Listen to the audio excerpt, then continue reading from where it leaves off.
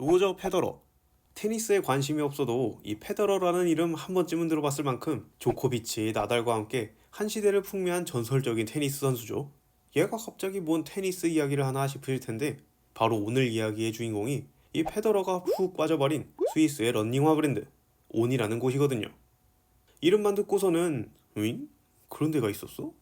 라는 생각이 들 만큼 생소한 분들이 많을 거라고 생각되는데 온의 역사가 비교적 짧은 것도 있지만 한국에서 인지도가 덜할 뿐이지 스위스 본토에서는 런닝화 점유율 40%를 달성한 건 물론 옆 동네 독일의 경우 독일 내 가장 큰 가격 비교 사이트인 이데알로에서 조사한 결과 최근 수요에서 아디다스와 아식스를 제끼고 1위까지 차지했는데 또 제가 작년 미국 여행에서 실제로 신고 다니는 사람들도 많이 봤을 만큼 해외는 이미 많이 퍼져 있어요. 물론 코로나 시절에 러닝 붐이 확 불면서 회사가 성장한 감이 없지 않아 있지만 생각해보면 우리나라도 요즘 주변에서 러닝하는 사람들이 많이 늘어난 것 같지 않아요?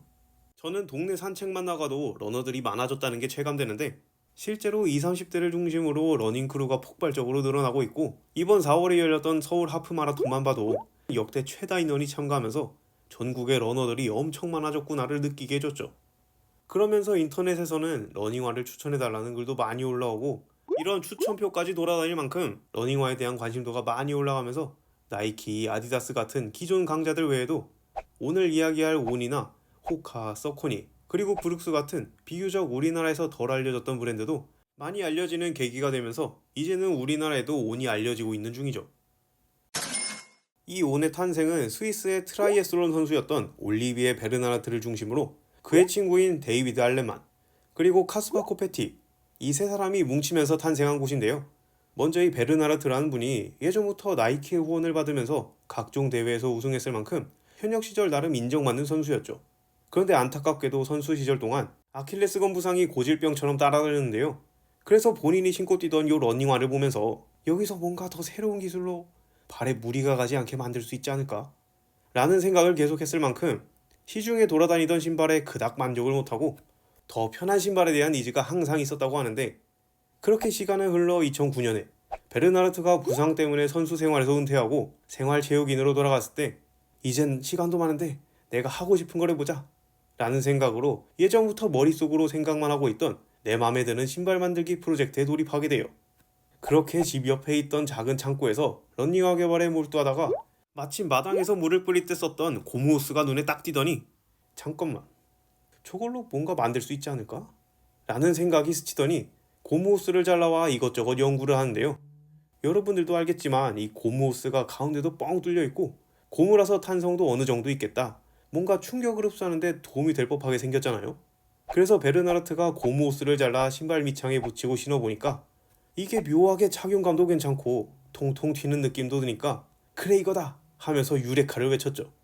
베르나르트는 이 아이디어가 너무 괜찮다고 생각해서 선수 생활 당시 후원을 해줬던 나이키로 찾아가 본인이 만든 시제품을 보여주면서 같이 협업을 해보자는 제안을 했는데요.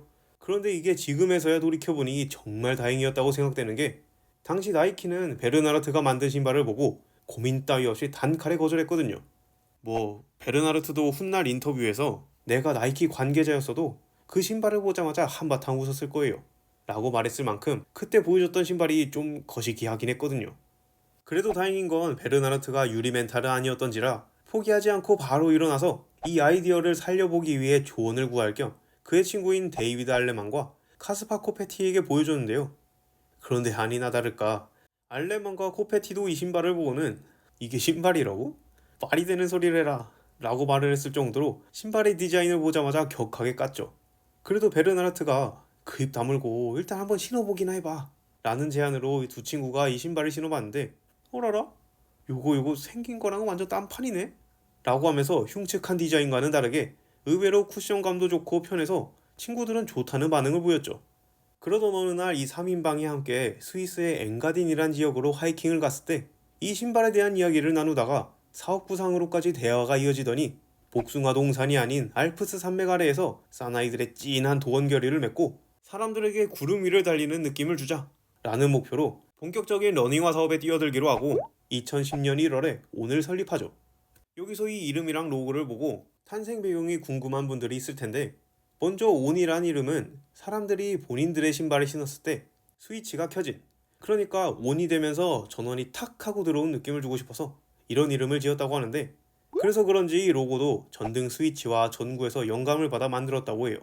아무튼 이 셋은 이제 회사도 차렸겠다.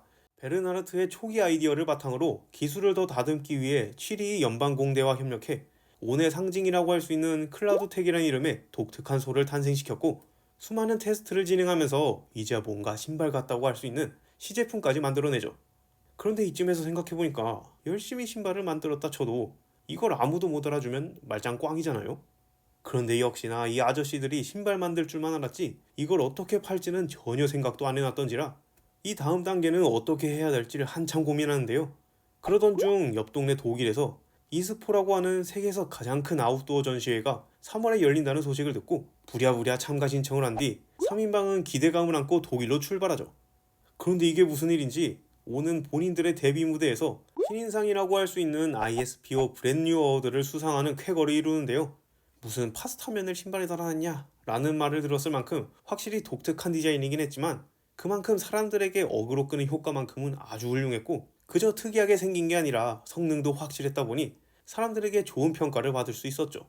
이렇게 만족스러운 성적으로 행사를 잘 마무리한 오는 메일이 600통이나 쌓였을 만큼 러브콜이 쇄도했고, 이때 6개의 소매점을 미리 확보한 덕분에 2010년 7월에 온의 첫 러닝화인 클라우드 레이서가 출시될 수 있었죠.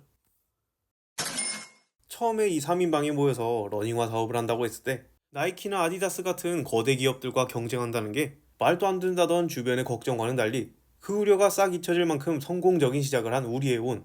그런데 나름 성공적인 스타트를 끊었음에도 설립자 3인방은 마음 한켠에 걱정되는 부분이 하나 있었는데요. 아이러니하게도 이 온이 탄생하고 장사를 시작한 곳이 스위스였기 때문이죠. 아니, 스위스라고 하면 시계 장인들의 나라라고 하는 명성에 걸맞게 공돌이 스멜 물씬 풍기면서 기술력 하나만큼은 인정받는 나라라 이게 또 플러스 요인이 될 법한데 의외죠. 실제로 신발 곳곳에다가 우린 스위스 브랜드야 라고 엄청 어필하고 있기도 하고요. 그런데 우리의 이런 생각과는 다르게 다른 부분이 걱정됐던 건데요. 다름 아닌 이 스위스가 신발만 팔기에는 너무 작은 시장이었다는 건데, 즉 내수로만 해서는 큰 돈을 못 만진다는 말이었죠. 2010년 기준 스위스의 인구가 780만 명이 조금 넘었었는데 같은 시기에 우리나라가 5천만을 향해 쭉쭉 올라갔던 것과 비교해보면 얼마나 적은지 느껴지죠. 이렇다 보니 내수 시장을 다 먹는다고 쳐도 성장의 한계가 너무나도 명확해 보였던 거예요. 그래서 곧바로 해외 진출을 준비했던 거고, 3인방은 전 세계를 돌아다니는데 많은 시간을 쓰면서 해외 진출에 많은 노력을 했죠. 그 결과 2013년에는 러닝판 최대 시장인 미국에 진출했고, 2015년에는 일본, 그리고 지금은 60개국으로 영역이 확대되는데요. 물론 우리나라에도 진출한 상태고 국내 패션 브랜드인 포스트 아카이브 팩션과 콜라보까지 하면서 슬슬 알려지고 있다는 느낌이 드는데, 실제로 밖에 돌아다니다 보면 가끔씩 마주칠 때가 있거든요.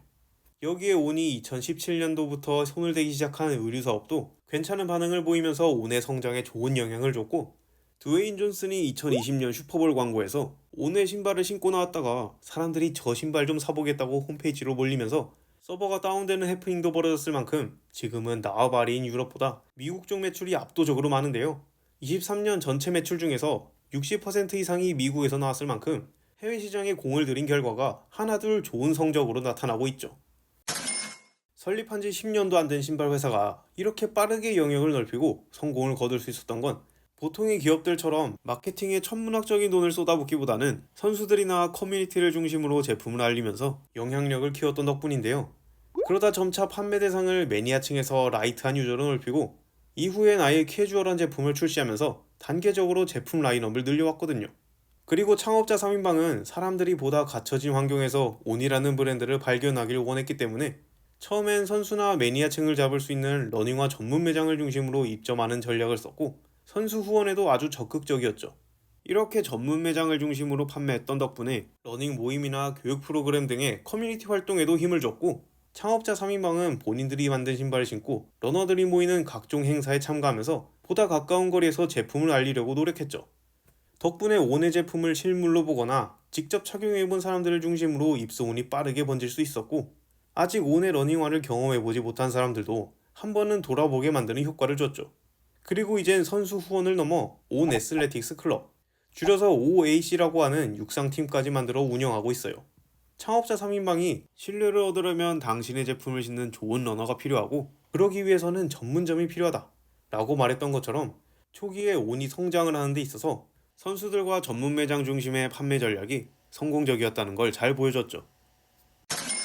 그리고 이 시점에서 온이 그저 그런 회사에서 월드 클래스로 올라서고 뉴욕 증시의 상장까지 이뤄내는데 큰 도움을 줬다고 볼 수 있는 한 남자가 등장하는데 그게 바로 영상 초반에 언급했던 로저 페더러죠.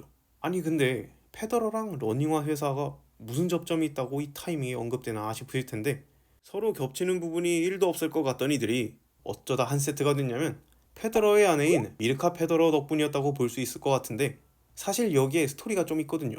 어느 날 페더러가 아내가 신고 있는 신발을 봤는데 요게 딱 봐도 생긴 게 범상치 않고 처음 보는 브랜드의 신발이라 이 신발 뭐야? 라고 물어봤다가 아내가 알려준 뒤에야 이 신발의 정체가 고향 땅에서 탄생한 온이라는 걸 알게 되죠. 그런데 여러분들도 느껴봤을 것 같은데 평소에는 1도 신경을 안 쓰다가 어느 순간 관심 있는 물건이 생기면 신기하게 어딜 가나 그 물건이 눈에 잘 띄잖아요. 이때부터 페더러도 우리랑 똑같이 외출을 할 때마다 사방팔방에서 온을 신는 사람들이 보이기 시작하면서 우리 스위스에도 이런 멋진 회사가 탄생했구나 라는 생각이 들었는지 페더러도 아내를 따라서 온의 신발을 자주 신고 다녔죠. 그런데 역시 페더러 같은 슈퍼스타가 자주 신어서 그런 걸까요? 이 독특한 디자인의 신발을 신는 페더러의 모습이 자주 노출되다 보니 저 신발 뭐야? 자주 신는 것 같던데 페더러랑 무슨 관계지? 라는 궁금증을 갖는 사람들이 많아졌고 자연스럽게 이 소식은 설립자 3인방한테도 전해졌죠. 어쩌면 본인들의 회사보다 훨씬 더 거대한 존재일 수 있는 페더러가 온을 신는다는 이야기를 듣게 된 3인방은 우리의 신발을 신어주다니 라는 반응을 보이면서 정말 기뻤다고 하는데 그래서 페더러에게 제품을 선물로 보내주면서 서로 내적 친밀감을 쌓았고 그러다 페더러의 매니저를 통해 언제 한번 저녁이나 먹자는 이야기까지 하게 되죠. 그런데 한국식 인사인 언제 한번 밥 먹어요?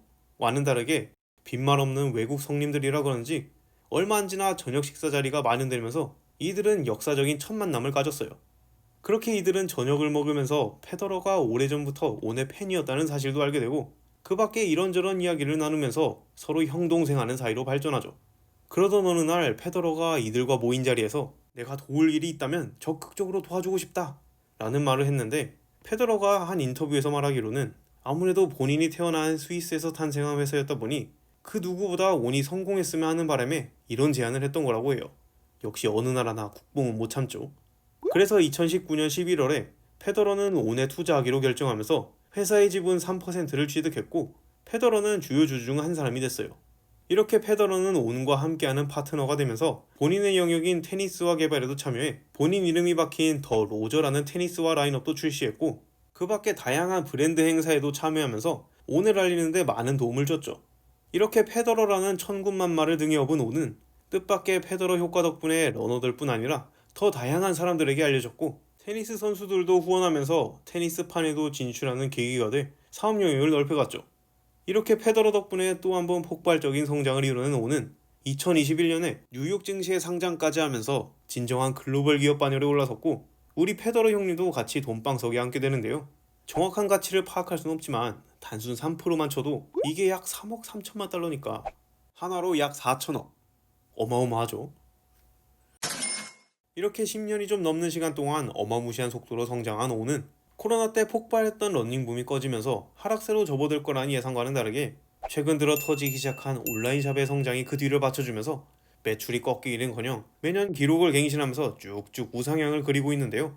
덕분에 23년 매출은 18억 프랑을 달성했고 다른 경쟁자들보다 더 큰 성장률을 보여주면서 앞으로 얼마나 더 커질지 기대되게 만드는데요. 나이키에서 대차게 퇴짜 맞았던 그 신발이 과거 나이키가 와플 기계를 보고 떠올린 아이디어로 역사적인 첫 신발 코르테즈를 탄생시켰던 것처럼 베르나르트가 고무호스를 보고 떠올린 아이디어로 지금의 온이 탄생했듯이 앞으로도 새롭고 더 멋진 일을 해내기를 응원하면서 오늘의 이야기를 마무리하도록 하겠습니다. 지금까지 시청해주셔서 감사하고 다음에는 더 좋은 영상으로 찾아뵙도록 하겠습니다. 지금까지 무료킹이었습니다. 감사합니다.